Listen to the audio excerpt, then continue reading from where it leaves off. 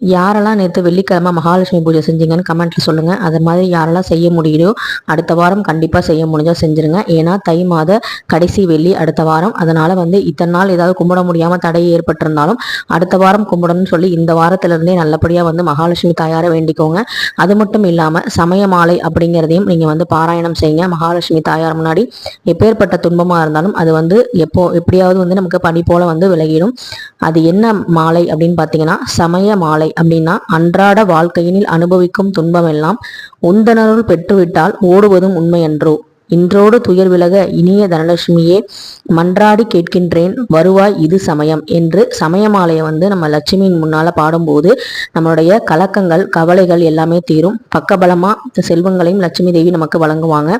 அதே தெளிவோடு தை வெள்ளிக்கிழமை நம்ம அம்பிகையும் பூஜிக்கும் போது இன்பங்கள் எல்லாமே சேரும். அதனாலதான் நான் 3 அம்மனையும் ஒரு சேர அம்பாள் வழிபாடு ஒரு வீடியோல கொடுத்திருந்தேன். அதை பார்க்காதவங்க கண்டிப்பா செக் அவுட் பண்ணி பாருங்க. தை மாதம் கடைசி வெள்ளி அடுத்த வாரம் வரப்போகுது. மிஸ் பண்ணாம பூஜையை பண்ணுங்க. அம்பாள் வழிபாடு செய்ய முடியல, மகாலட்சுமி வழிபாடு செய்யல அப்படின்னா கண்டிப்பா அடுத்த வாரம் மிஸ் பண்ணாம செஞ்சிருங்க. அதுக்காக இப்பவே உங்க குலதெய்வத்திட்ட வேண்டி வச்சுக்கோங்க. அதுதான் ரொம்ப ரொம்ப உத்தமம்.